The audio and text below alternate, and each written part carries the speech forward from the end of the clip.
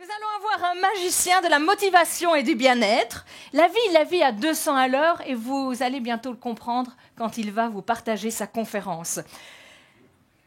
Et comme tout bon magicien, il fait des miracles. Je voudrais bien que vous écoutiez cette chanson et si vous me disiez que vous la connaissez ou pas.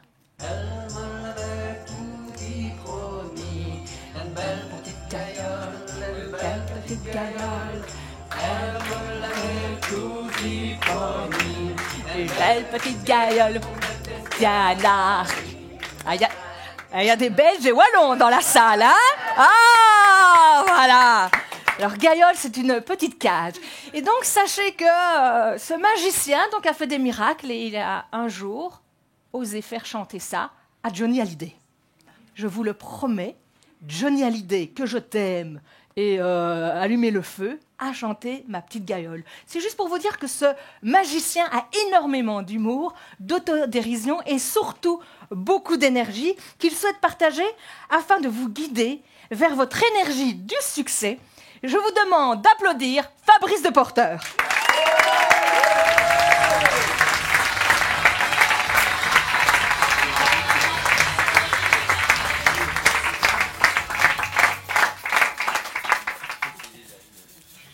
Difficile après Hélène, c'est pour ça que j'ai pris le papier. Ceci n'est pas du papier toilette. Je sais, René Magritte est en train de se retourner dans sa tombe, mais je vous assure, ceci n'est pas du papier toilette. Enfin, si, mais ne le prenez pas au premier degré. Selon une étude de la prestigieuse University of Disney World, 100% des gens en possèdent un en soi. Alors m'a dit Fabrice, attention, parce que dès que tu vas sortir un chiffre sur une étude, les gens, ils aiment bien les vérifier. Tu peux allumer dans la salle, s'il te plaît? Voilà. Je ne vois personne qui prend son portable. Je suis heureux. Cela veut dire que vous me faites confiance à du 100%. Il n'y a pas de réseau. Voilà. Je viens quand même de vous expliquer l'optimisme et la confiance en soi en moins d'une phrase et avec le sourire. Mais c'est vrai qu'il se pourrait que quelqu'un se lève et me dise « Je m'insurge. Cette université n'existe pas. Et il est impossible que nous ayons un rouleau de papier toilette invisible sur soi. Tu es stupide. » Et là, vous me démontreriez comment on s'y est pris pour réduire à néant le rêve de nos enfants. Papa, je vais être astronaute, moi, plus tard. Hein, quoi? Astronaute, attends, ça demande beaucoup d'études. C'est très difficile. Il y a peu d'élus. Trouve un métier convenable. Je sais pas, la poste ou... Il n'y a pas de postier? Et je dis ça pour ton bien, tu sais. Ah, ok, papa. J'ai compris. Alors, tu sais quoi? Je vais être un super-héros. Attends. Tu crois vraiment que tu as un super pouvoir? Ça n'existe pas, les super pouvoirs. Arrête de rêver, redescends sur Terre. Arrête de rêver. Bref, là-haut, on nous a fait ce cadeau avant de nous incarner sur cette Terre pour nous aider à affronter toutes les merdes de notre vie. À l'heure d'aujourd'hui, si tu t'incarnes en France, on t'en donne 2 d'ailleurs. Bon allez, on se calme. Mais il est vrai que depuis notre naissance jusqu'à l'âge adulte, pour la plupart d'entre nous, nous n'en avions que très peu besoin. Mais nous voici rentrés dans la vie professionnelle, à la signature de notre contrat, neuf, plein de courage et prêts à affronter les pires merdes. Parlons-en justement. Nous commençons à travailler et nous essuyons notre première merde. Rien de bien grave. Un contrat non respecté. Puis une deuxième. Un délai non respecté. Une troisième, un rendez-vous raté. Rien de bien grave, il nous reste encore des réserves, mais des fois des plus grosses merdes, comme la perte d'un très bon client et le chiffre d'affaires qui en prend un coup. Des fois, il nous arrivera de partager nos ressources avec d'autres dans la merde. Ah, tu es dans la merde pour clôturer ton contrat? Attends, bouge pas, je vais t'aider. Tiens, s'il te plaît. Comment? Tu sais pas assister à la réunion de ce midi? Mais attends, ne bouge pas, je vais y aller à ta place, s'il te plaît. Quoi? Tu dois encore appeler tous ces clients avant ton départ en week-end? S'il te plaît, je vais te soulager, je vais le faire pour toi. Tiens. Ne me remerciez pas, c'est dans ma nature. Je sais, je suis gentil. Nous avons encore des réserves. Mais à un moment, ça commence à faire peur. On en a de moins en moins. Déjà, on ose moins partager avec les collègues. Et des fois, c'est même mal vu. Ouais, t'as vu Jean-Pierre, plus aussi disponible et serviable qu'avant, celui-là. Ouh, et m'en parle pas, et Monique, on voit enfin son vrai visage à celle-là. Hein. Connaissez Monique ?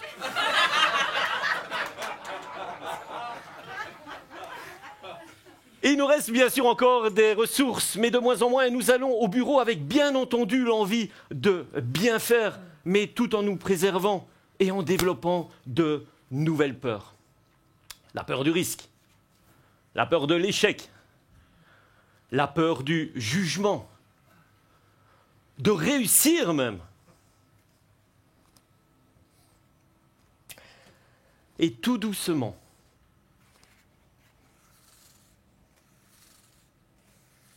avec nos problèmes personnels, tout doucement, on arrive au bout du rouleau. Personne ne comprend à ce stade ce qui nous arrive. Nous mettons à mal notre santé physique et mentale. Beaucoup baissent les bras et ont une estime et une confiance de soi en dessous de tout. Et la moindre contrainte les plonge ou les replonge en burn-out. À ce stade, cela prend beaucoup de temps et d'énergie pour revenir au point initial. Mais ne partez pas. Je vais vous expliquer comment nous sommes devenus des experts pour nous retrouver dans cette situation, des fois, osons le dire, comme une merde. Est-il possible d'éviter cette situation ? Ou d'en sortir? Allez, restons positifs. Bien sûr que nous pouvons revenir comme au début, avec toutes nos ressources, et mieux encore, en sortir plus fort.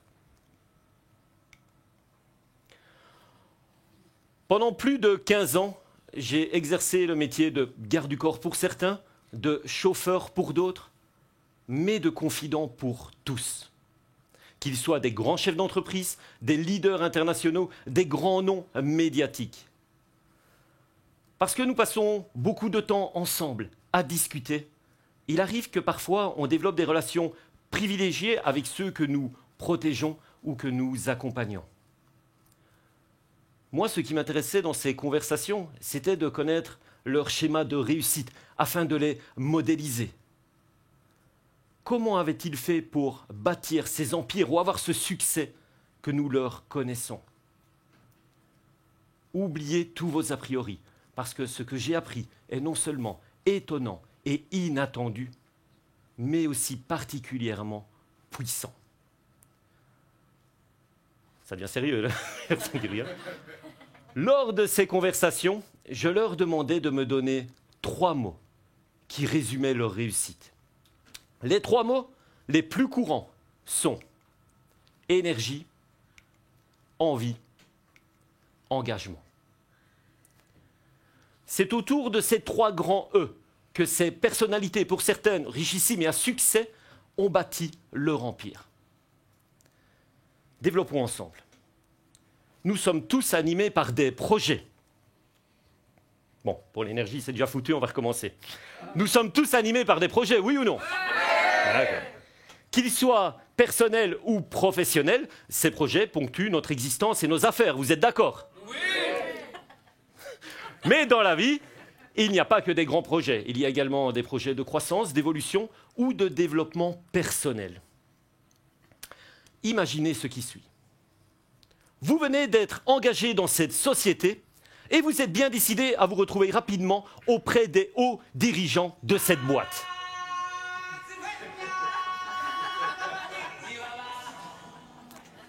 Ça y est, vous êtes l'élu. Tu vois, fils, la lumière là-bas, c'est Charleroi. Hein? Rappelle-le.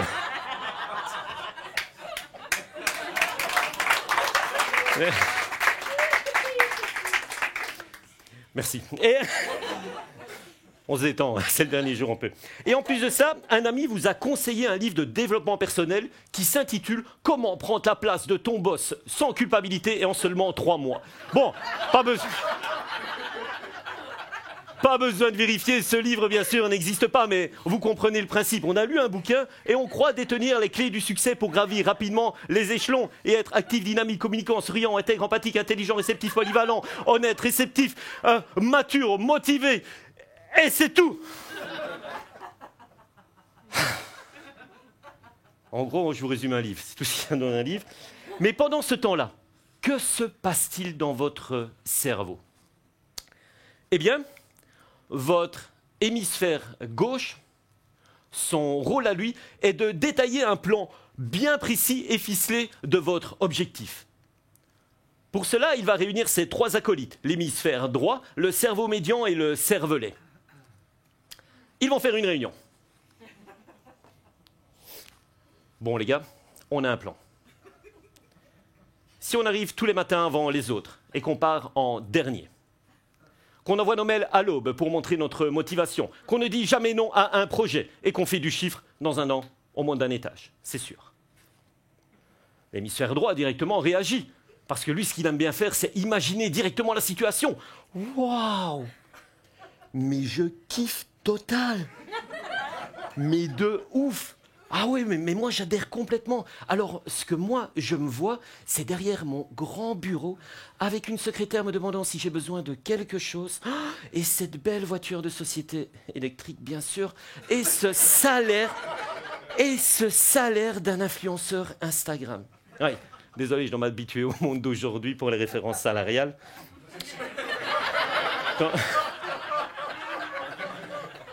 Bon, allez, on boit un coup, c'est vrai qu'on peut se lâcher. Le cerveau médian, quant à lui, va vous faire ressentir la situation directement. Oui, c'est vrai, ce serait sympa, ce statut et cette sensation de réussite. D'être fier de soi, ça peut être cool. Le cervelet, lui, ce qu'il aime bien, c'est l'action et le mouvement. Ouais les gars, moi je suis d'accord avec vous. Parce que j'en peux plus de lever ce gros cochon fainéant tous les matins en dehors du lit. Faut que ça change. C'est à peine s'il tient encore en équilibre. Et c'est parti. Vous vous engagez. Rappelez-vous le premier mot. Vous vous engagez. Vous vous engagez et vous en avez envie. Mais maintenant, stop. À ce stade, stop. Parce que beaucoup confondent l'envie et la motivation. Avoir envie, ce n'est pas une motivation. La motivation, elle n'est jamais constante. Elle s'estompe. La motivation, elle servira de booster à votre niveau d'envie. Un peu comme, laissez-moi vous expliquer, un peu comme quand vous dites à madame que vous allez boire un verre avec des potes et que vous lui promettez de ne pas rentrer tard. C'est arrivé il n'y a pas longtemps. Et vous regardez votre montre, il est 2 heures au matin. Et là, aïe, vous avez envie de rentrer, parce que vous êtes fatigué, peut-être que vous travaillez le lendemain, mais vous n'êtes pas motivé, en sachant qui vous attend chez vous. Mais par contre, de la motivation, il vous en faudra pour franchir la porte de la chambre et vous glisser sous les draps, sans un bruit. Et plus les jours passent, et plus on manque d'énergie. Ah ouais. C'est vrai qu'on n'avait peut-être pas prévu de mettre en priorité notre niveau d'énergie. Vite dépassé et sous pression, on se retrouve avec une surcharge de travail, des objectifs pas atteints, un manque de reconnaissance. Bref, vous voilà avec un capital énergie qui est très bas. Vous vous sentez fatigué, débordé, épuisé pour certains.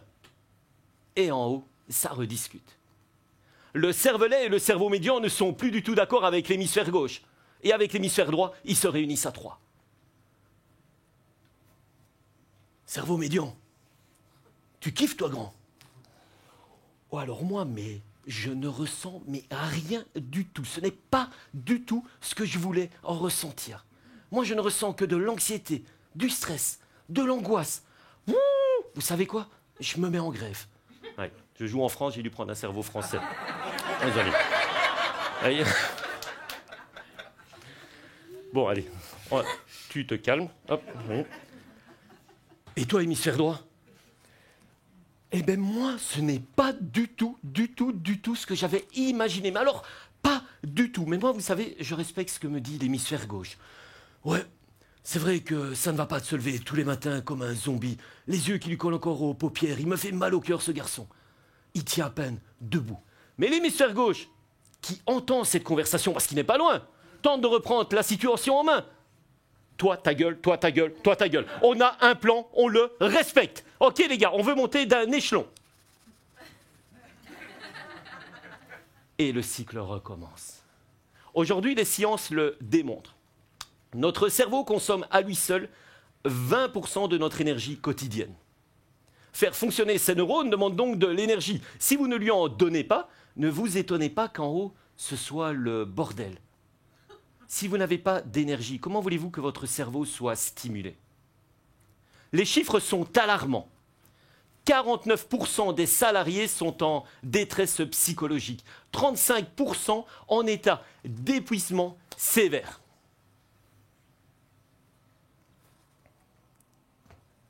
Une étude démontre, selon la mission parlementaire sur l'épuisement professionnel, démontre qu'il y a 490 000 cas d'épuisement professionnel par an en France.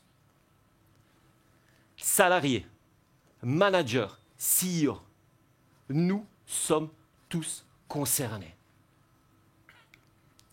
Mais alors, et vous allez me dire à juste titre, mais alors comment font certains entrepreneurs pour travailler plus de 70 heures par semaine et être en forme alors que certains sont épuisés après 35 voire 40 heures? Et c'est là que les révélations que m'ont faites ces grands patrons deviennent aujourd'hui pour moi de vraies leçons. Je me rappelle, c'était un lundi. Je ne sais pas qui a bu dedans avant moi. C'est toi. Ah, il y a que moi, ok.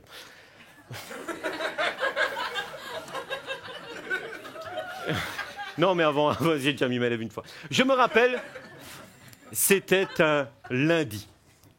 Je travaille à l'époque pour le groupe du regretté Albert Frère, pour ceux qui connaissent, dans une de ses holdings en Belgique.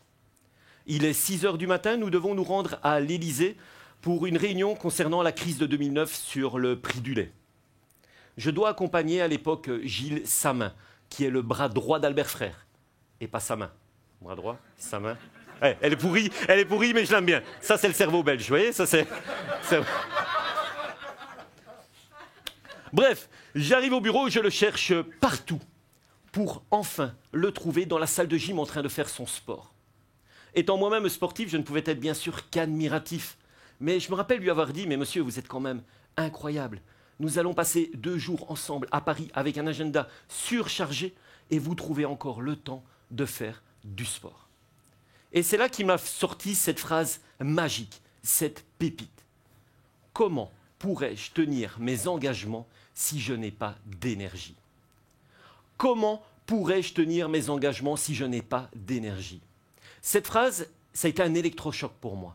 Elle est extrêmement puissante. La solution, elle était là, sous mes yeux. Et si nous commencions par nous préoccuper de notre énergie? Et si nous la considérions comme vitale pour notre épanouissement personnel et professionnel? Et si maintenir un niveau d'énergie élevé faisait partie intégrante de notre job et qu'on arrête de les dissocier? Et si obtenir de l'énergie, c'était bien plus que se ressourcer lorsqu'on a le temps, comme si c'était une option, un luxe? Et je vous parle bien d'énergie au niveau de la tête, du corps et du cœur.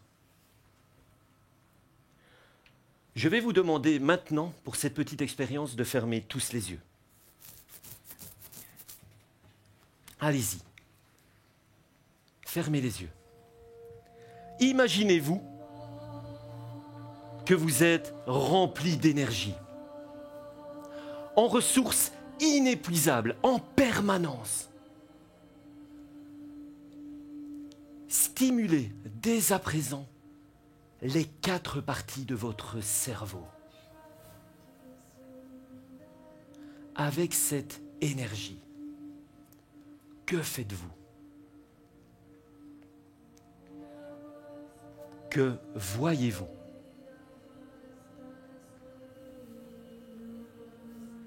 Que ressentez-vous? Qu'entendez-vous? Y a-t-il des odeurs que vous percevez?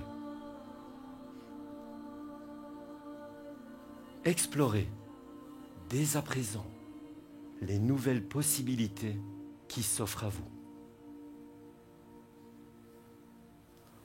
Ressentez-les.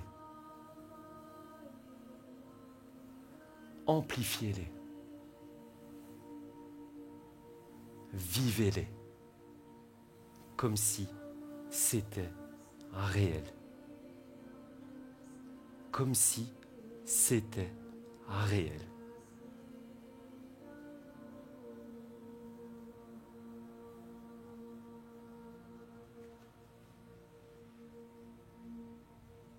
Je vous remercie. Vous pouvez dès à présent ouvrir les yeux et je vous remercie pour cette petite expérience. Ça va? Ce que je vais vous dire, et je vais vous expliquer pourquoi je vous ai fait ça, et vous allez voir que ces petits exercices, qui peuvent paraître anodins, est vraiment puissant. Et aujourd'hui, d'ailleurs, c'est reconnu par les neurosciences. Votre cerveau ne fait aucune différence entre une expérience vécue et une expérience imaginaire. Pour peu que vous ayez activé les 4 parties de votre cerveau. Et ces nouvelles possibilités que vous avez imaginées, eh bien, si votre cerveau peut les imaginer, il va croire que c'est vrai. Et il va se mettre en action pour vous aider à atteindre vos objectifs. Et en fonctionnant de cette manière, eh bien, vous avez 7 fois plus de chances d'atteindre votre objectif. 7 fois plus de chances. Je vais vous expliquer maintenant comment augmenter encore ces statistiques et pouvoir parvenir à cet état de puissance. 2 règles à respecter dès maintenant. La première, c'est de pulser son énergie physique, mentale, émotionnelle, spirituelle, tous les jours, telle une encyclie. Une encyclie, ce sont ces cercles qui se forment dans l'eau et qui s'agrandissent lorsqu'on laisse tomber un corps. Quand je dis un corps, je parle bien d'un objet. On ne parle pas d'un corps-corps. Je préfère préciser, je viens de Belgique et des fois, on me l'a déjà dit là-bas. Non, mais un corps, c'est difficile à lever. Non. Donc, une encyclie, c'est cela. Quelle que soit l'énergie mentale ou physique ou émotionnelle ou spirituelle, à respecter ce cycle journalier. Alors concrètement, pulser son énergie, ça se traduit par quoi? Tout simplement d'être en mouvement, de pratiquer une activité physique, de se ressourcer, de méditer ou de visualiser, comme nous venons de le faire là maintenant ensemble, mais respecter ce cycle journalier. Deuxièmement, ne restez jamais plus de 72 heures sans activité physique. Ce que je vous garantis, et c'est prouvé aujourd'hui par de nombreuses études, c'est que vous allez vous sentir beaucoup plus énergique, plus confiant et une capacité de prise de décision beaucoup plus accrue. Une enquête de l'ONAPS démontre que l'activité physique est un réel levier de productivité avec des salariés 6 à 9% beaucoup plus productifs. Booster votre énergie, c'est booster votre image et votre estime ainsi que vos facultés intellectuelles.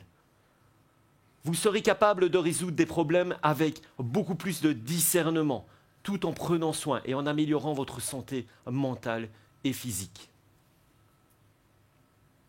Bref, fonctionnez à l'envers de ce que nous avons l'habitude de faire et en donnant la priorité à notre énergie. Eh bien, en fonctionnant de cette manière, vous allez vraiment avoir envie. Et l'engagement que vous porterez à tous vos projets ne seront que réussites, puisqu'ils seront le fruit de votre énergie. Si je suis rentré sur cette scène avec un rouleau de papier toilette, avec humour, en disant qu'il fait partie de vous, je dois vous dire également que nous naissons tous avec un potentiel énorme, mais qu'il suffit parfois de peu de choses pour le laisser enfoui au plus profond de nous. Mais grâce à une énergie débordante, nous pouvons le faire jaillir et briller à notre juste valeur. Une grande réussite, messieurs, dames, est indissociable de votre énergie physique et mentale. Et cette réussite, je la compare à une magnifique valse entre ce que l'on désire vraiment et ce que l'on craint le plus. Et vous savez ce qui est formidable? C'est que nous avons l'entière liberté, l'entière responsabilité de choisir qui mène la danse. Merci.